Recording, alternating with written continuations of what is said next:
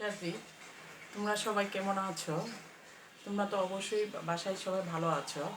আমার আগে অনেক ক্লাস অনলাইনে দেওয়া আছে, তোমরা সেগুলো নিজেরা বাসায় বসে দেখবে এবং কিছু শেখার চেষ্টা করবে। আজকে আমি তোমাদের উচ্চতর গণিত দ্বিতীয় পত্র থেকে জটিল সংখ্যার কিছু তোমাদের শেখানোর চেষ্টা করছি। দেখো, জটিল সংখ্যাটা কি বলছি, যে বাস্তব ও জটিল সংখ্যাটা কি বলছে দেখো, বাস্তব ও কাল্পনিক সংখ্যা নিয়ে যে সংখ্যা গঠিত হয় তাকে জটিল সংখ্যা বলে। কি বলছে, বাস্তব অংশ ও কাল্পনিক অংশ সংখ্যা নিয়ে যে সংখ্যা গঠিত তাকে জটিল সংখ্যা বলে। যেমন এ প্লাস আইবি আকারের রাশি একটি জটিল সংখ্যা। এখানে বাস্তব অংশ হচ্ছে এ এবং কাল্পনিক অংশ হচ্ছে বি।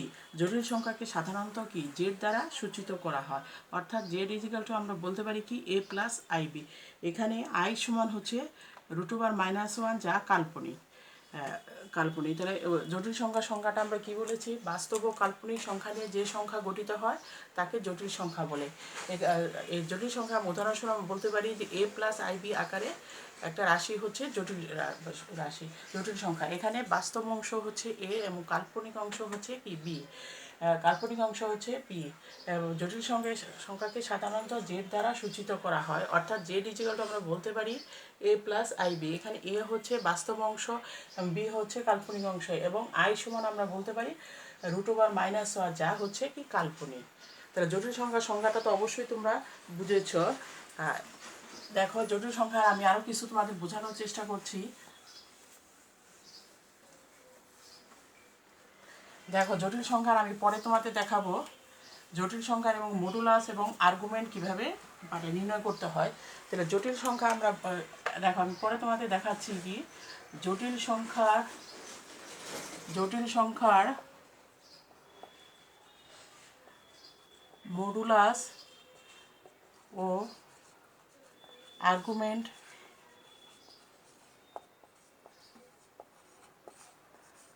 জটিল সংখ্যার মডুলাস ও আর্গুমেন্ট নির্ণয়। তাহলে আমি জটিল সংখ্যা কি বলেছি, জেড সমান হচ্ছে এ প্লাস আইবি। তো মডুলাসের ক্ষেত্রে জেড সমান √1 হবে, এখানে বাস্তব অংশ স্কোয়ার আর অবাস্তব অংশ স্কোয়ার। আর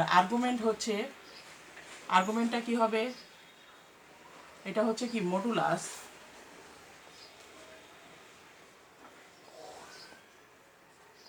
এবং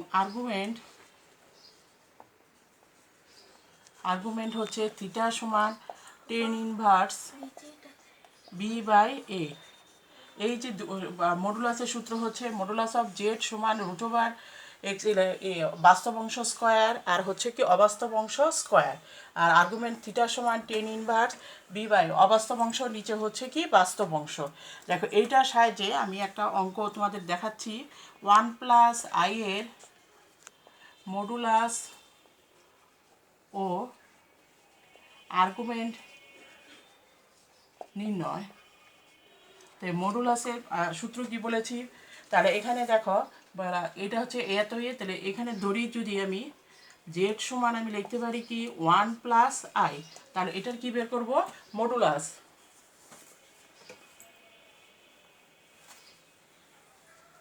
দেখো, মডুলাস কিভাবে নির্ণয় করার সূত্র আগে কি বলেছি, মডুলাস অফ জেড সমান হচ্ছে √1 বাস্তব অংশ স্কোয়ার প্লাস অবাস্তব অংশ স্কোয়ার। তাহলে সূত্রটা কি সবার মনে না থাকলে দেখো পাশে লিখে দিচ্ছি, a² + b²। এটা হচ্ছে কি মডুলাস।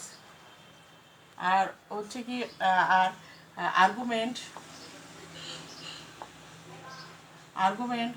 থিটা সমান tan−1 b/a। তো বি এর মান কত, ওই আগের সূত্র থেকে বি এর মান হচ্ছে 1/1। তাহলে এখানে থিটা সমান আমি লিখে দিতে পারি কি tan−1 b/a। হ্যাঁ, এখানে আমি কি পেয়েছি, এই আগের সূত্র থেকে আগে আমি মডুলাস কি জটিল সংখ্যা ছিল কি জেড সমান এ প্লাস আইবি, ওটার মডুলাস ছিল √1 a² + b², আর আর্গুমেন্ট ছিল থিটা সমান tan−1 b/a। এখানে ওই সূত্র থেকে আমি এইটার মডুলাসের ক্ষেত্রে এখানে বির মান হবে 1, এর মান হবে 1। তাহলে এখানে আমি কি লিখতে পারি tan−1 1। আমরা জানি কি tan 45 ডিগ্রির মান হচ্ছে কি 1, তো tan 45 ডিগ্রি মান 1। তাহলে এখানে আমি লিখতে পারি tan−1 10 π/4, তাহলে আসলো কি π/4। তাহলে আমরা কি পেয়েছি, মডুলাস পেয়েছি √2 আর আর্গুমেন্ট পেয়েছি π/4। এই নিয়মে তোমাদের মডুলাস এবং আর্গুমেন্ট বইয়ে অনেক অঙ্ক দেওয়া আছে, তোমরা এই সূত্রের সাহায্যে বাকিগুলো বাসায় করার চেষ্টা করবে। দেখো আরেকটা সূত্র আমি তোমাদের বোঝাচ্ছি আজকে। এই সূত্রের সাহায্যে যে অঙ্কগুলো আছে সেগুলো বাসায় বইতে অনেক অঙ্ক দেওয়া আছে, সেগুলো করার চেষ্টা করবে। মডুলাস এবং আর্গুমেন্ট নির্ণয়ের সূত্রটা গেল। এখন দেখো আরেকটা জিনিস দেখাচ্ছি।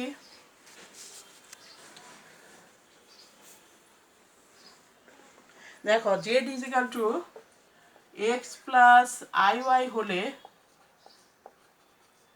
মডুলাস অফ z মাইনাস 5 = 3 এত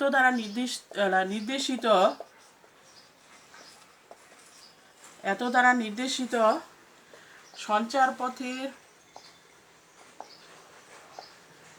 পথের সমীকরণ নির্ণয় করো।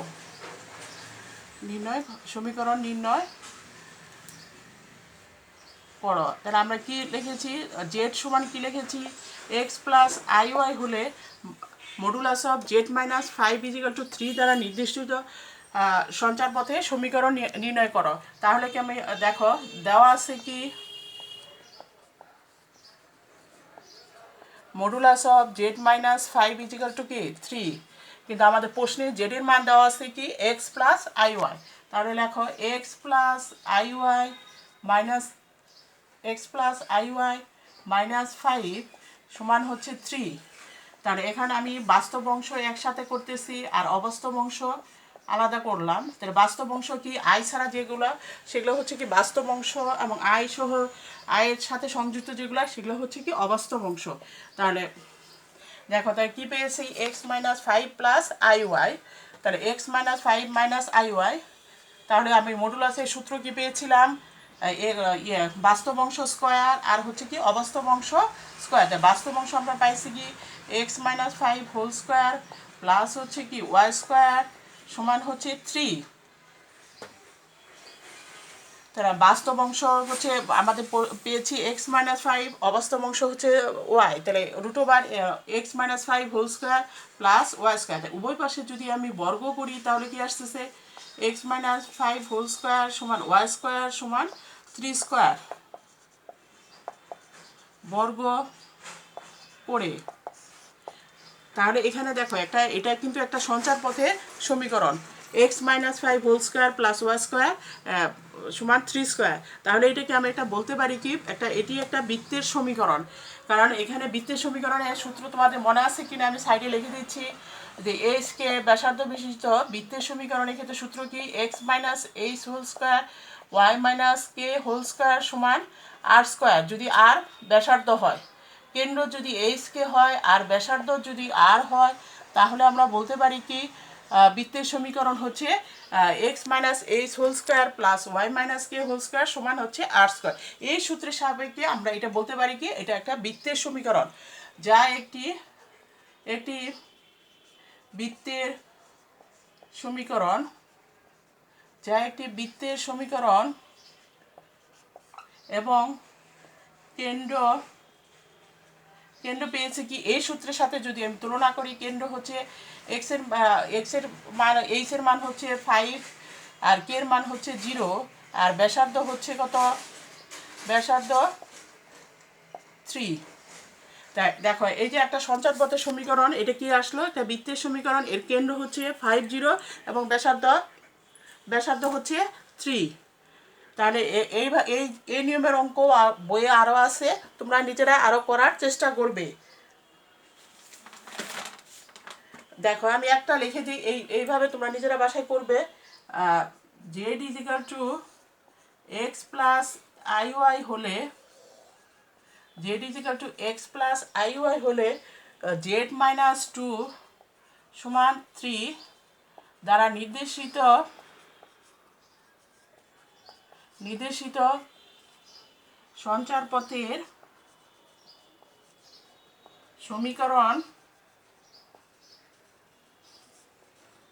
সমীকরণ নির্ণয় করো। তাহলে দেখো আমি কি লিখেছি, একই নিয়ম z is equal to x plus i y হলে মডুলাস অফ জেড মাইনাস 2 = 3 দ্বারা নির্দেশিত সঞ্চার পথে সমীকরণ নির্ণয় করো। আগেরটার সাথে এটা একটা হুবহু সেম, ওই একইভাবে আগেরটা নিয়মে এটা তোমরা বাসায় করবে, অবশ্যই করবে। আর বইয়ে আরও দেওয়া আছে, সেগুলো নিজেরা একটু করার চেষ্টা করবে। দেখো আরেকটা নিয়ম দেখাই।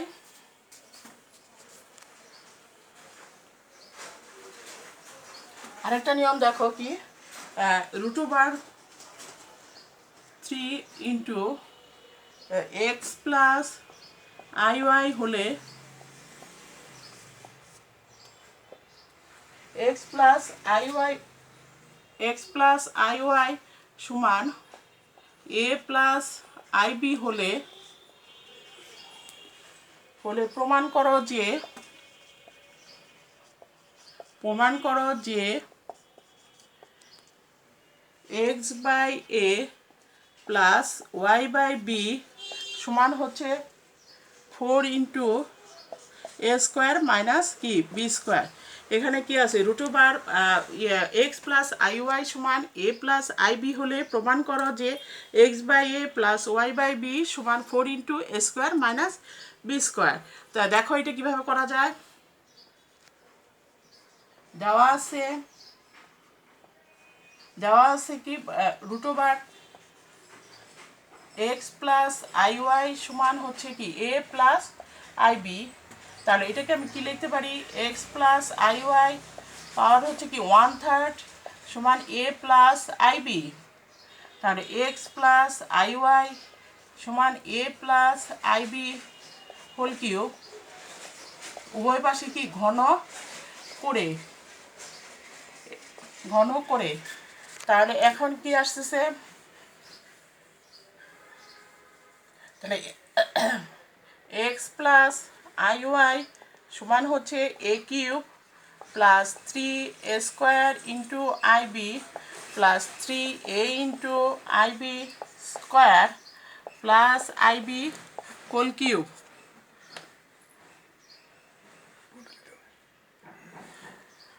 কি লিখেছি আমরা আগে তোমরা এই সূত্রটা তো অবশ্যই জানো, a plus b whole cube সমান কি a³ plus 3a² b plus 3ab² plus b³ এই সূত্রের সাপেক্ষে এটা লিখেছি। তাহলে এখানে কত আসতেছে, এক্স প্লাস আই ওয়াই সমান a³ plus i into 3a² b plus 3a² b² plus i³ b³। হ্যাঁ দেখো তারপরে কি আসতেছে, এক্স প্লাস আই ওয়াই সমান a³ plus i into 3a² B. আমি সংজ্ঞাতে একটা বলেছিলাম i ইজ ইকুয়াল টু কি √(-1)।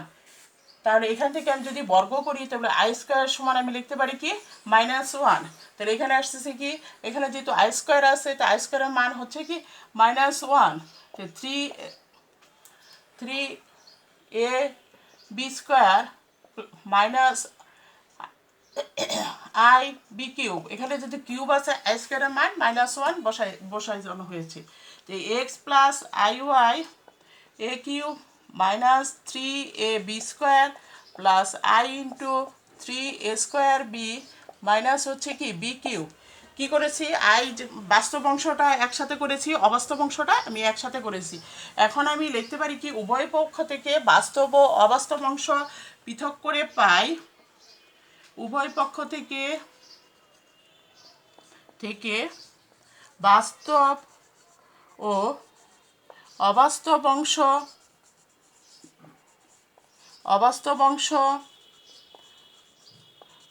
পৃথক করে পাই। এক্স সমান পাচ্ছি কি a³ মাইনাস 3ab² আর ওয়াই সমান পেয়েছি কি 3a² বি মাইনাস b³ আচ্ছা দেখো আমাদের লেফট হ্যান্ড সাইড কি ছিল, এক্স বাই এ প্লাস কি ওয়াই বাই বি। তাই এক্স বাই এ প্লাস হচ্ছে কি ওয়াই বাই বি। তো লেফট হ্যান্ড সাইড আমার ছিল এক্স বাই এ প্লাস হচ্ছে কি ওয়াই বাই বি। তো এক্সের মান কত? এক্সের মান আমি পেয়েছি a cube minus three a b square, নিচে হচ্ছে এ। ওয়াইয়ের মান হচ্ছে three a square b minus b cube, নিচে হচ্ছে কি বি। তো উপরে থেকে আমি একটা এ বাদ দিতে পারি, থাকতেছে হচ্ছে a square minus three b square. এই পাশে থেকে বি বাদ দিতে থাকতেছে three a square minus b square. তাহলে four into a square minus হচ্ছে বি স্কোয়ার। হ্যাঁ, তাহলে আমরা পেলাম কি এটা সমান হচ্ছে রাইট হ্যান্ড সাইড। তাহলে আমাদের কি ছিল x by a plus y by b সমান হচ্ছে four into a square minus b square. আচ্ছা, এই যে একটা নিয়ম দেখালাম, এই নিয়মের অঙ্কও তোমাদের বইতে আছে। তোমরা এই অঙ্কগুলো, এই চ্যাপ্টারটা বাসায় নিজেরা করার চেষ্টা করবে।